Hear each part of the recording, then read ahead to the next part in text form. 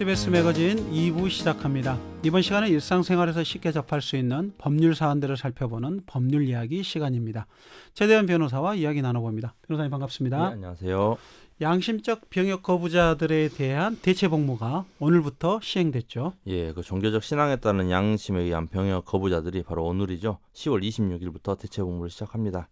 법무부는 지난 10월 21일에 대체 복무제 시행 방안을 발표했는데, 대체 복무제는 지난 2018년 6월 병역법을 개정해서 대체 복무를 병역의 종류에 포함하라는 취지의 헌법재판소 결정에 따라서 도입된 제도입니다. 대체 복무 제도는 지난해 말에 병역법 개정안과 대체역의 편입 및 복무 등에 관한 법률이 국회를 통과하면서 올해 6월 30일부터 시행된 법률에 따른 조치입니다. 그렇다면 우선 헌법재판소의 결정 취지에 대해서 간단히 설명해 주시죠. 그 헌재는 당시 그 병역 거부 처벌 근거 조항인 병역법 88조에 대해서는 합헌 결정을 내렸는데, 병역 종류의 대체 복무제를 포함하지 않는 같은 법 5조에 대해서는 헌법 불합치 결정을 내렸습니다. 그 정당한 사유가 아닌 입영 거부를 처벌하는 조항 자체는 문제가 없는데, 정당한 사유가 있는 입영 거부자를 위해서 대체 복무제가 필요하다는 취지였는데, 당시에 그 대법원도 헌재 결정의 취지에 따라서 같은 해 11월 여와의 증인 신도에게 무죄 취지의 선고를 하면서 정당한 사유가 있는 양심적 병역 거부자는 처벌할 수 없다고 밝혔습니다. 좀 뒤늦은 감은 있습니다만은 사상과 양심의 자유에 근거한 포괄적 권리를 이제 보장했던 전향적인 조치로 볼 수 있겠네요. 예, 그렇습니다. 그 이달에 첫 대체 복무를 시작하는 그 양심적 병역 거부자들이 그 모두 무죄 판결을 받았던 공통점이 있습니다. 그 대체역 편입은 대체역 심사위원회가 결정을 하지만 그 무죄 판결을 받아도 특례에 따라 대체 복무가 가능한데, 그 사법부가 판단한 기준이 그 종교적 신념이 정당한 사유에 해당할 만큼 진실한 것인지를 그 재판부가 필수적으로 검토하는 부분 중에 하나인데, 그 침례 의식을 거쳤느냐가 유무죄를 가르는 근거 중에 하나로 제시되고요.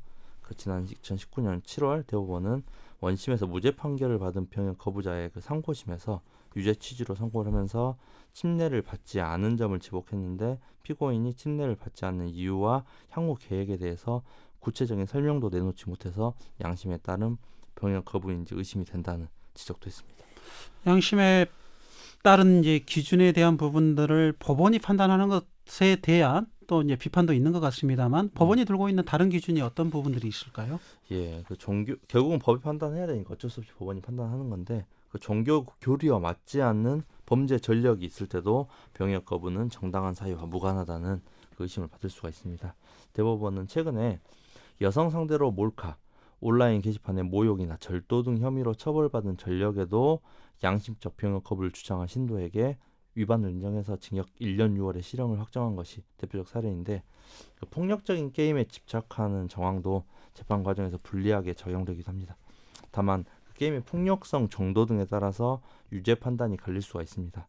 최근 대법원은 9년 만에 종교 활동을 재개하면서 병역을 거부한 신도에게 유죄를 확정한 바가 있는데, 대법원은 그때 그 배틀그라운드, 오버워치 등 총기 등을 이용한 게임을 즐긴 점을 근거로 제시했는데, 근데 단순히 이제 게임을 했다는 것으로는 안 되고요.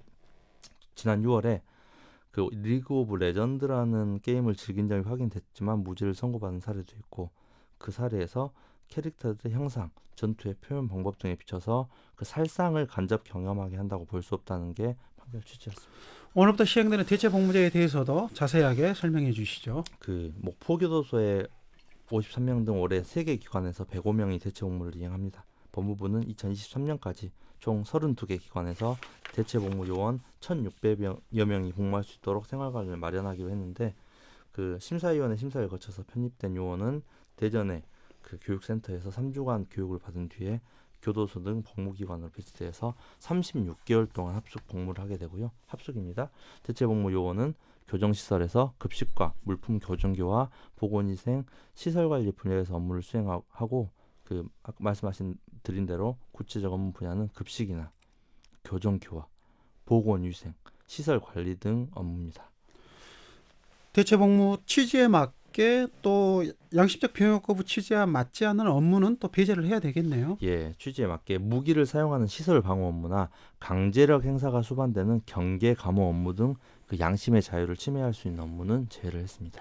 현역 복무자들의 형평성도 고려해야겠습니다만은 육군 이제 기준 현역병이 18개월이기 때문에 2배인 36개월은 좀 과도한 비판도 있는 것 같습니다. 왜냐하면 EU에서는 인권단체는 1.5배를 좀 넘어서는 안 된다라는 비판도 있습니다만은 어찌됐든 뭐 이런 부분들을 좀 고려를 해야 될 것 같은데요. 예, 사실은 현역 복무에 대한 그 감정적인 형평성을 좀 고려해가지고 우리나라의 특수성 때문에 그 기간을 2배로 해준 거라고 생각해서 이 기간이 적정하느냐는 아직까지 논란이 있긴 합니다.